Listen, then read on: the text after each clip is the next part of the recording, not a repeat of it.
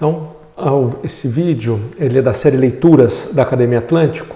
Então, eu vou tratar a respeito da fantasia na literatura, a importância dos livros de fantasia. Então, a gente poderia pensar em várias definições a respeito do que seria um livro de fantasia.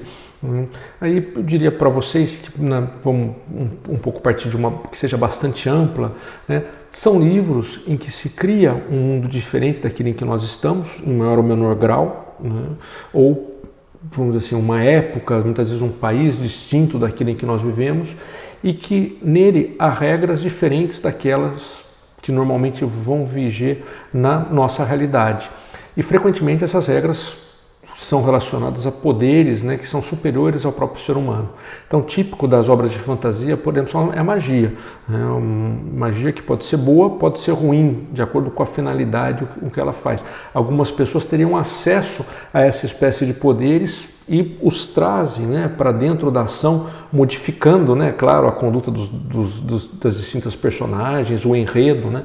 Frequentemente a magia vai ter aí um papel bastante importante. Muito frequente, né, que a magia tenha sido tratada como um gênero inferior na literatura.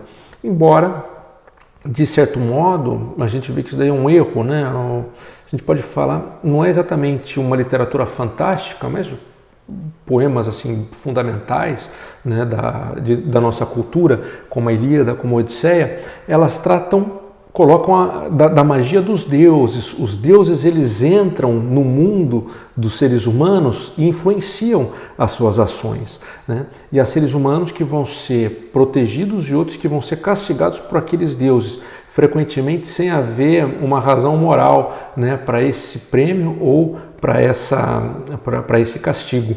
Então, vocês vejam que mesmo numa obra fundamental como a Ilíada, a gente já tem algo, ou a Odisseia, a gente já tem algo que é a ação dos deuses, mas há uma ideia de fantasia. A grosso modo, a gente pode dizer isso. E vai ser uma constante na literatura, né? Fadas, né? Anjos, né? Todas as epopeias do Torquato Tasso, né? Jerusalém Libertada, entram aí anjos, santos no meio da trama, né? E também dragões, incrível como em praticamente todas as culturas há uma figura como o dragão, né? Agora, se a fantasia é algo comum, que a gente observa com frequência na história do mundo, né? Os romances de cavalaria que enlouqueceram Dom Quixote, né? Estavam cheios de fantasias.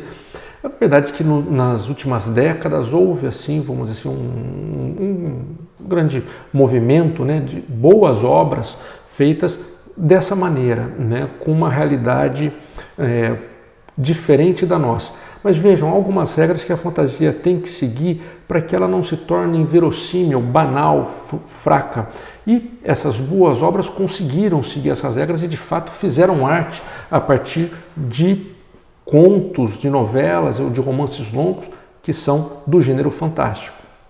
Uma primeira regra é haver uma coerência dentro, vamos dizer assim, daquele mundo fantástico.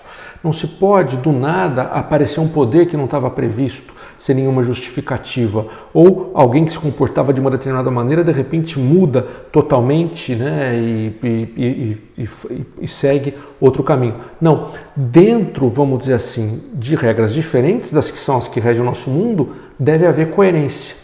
Aí é espantoso, admirável, por exemplo, o que fez Tolkien no Senhor dos Anéis e todas as obras, né, que ele escreveu em torno da Terra-média, né?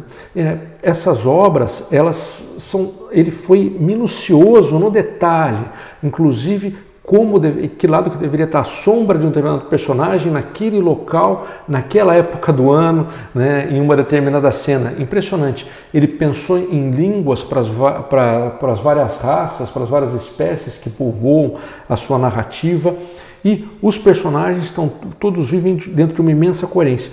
No caso do Tolkien, eu acho assim, muito brilhante que ele consegue colocar as paixões humanas, as virtudes e os defeitos nos personagens, sejam eles humanos ou não. Então há anões que vão ter inveja e ao mesmo tempo vão ter nobreza. Também isso se dá com os elfos e tudo mais.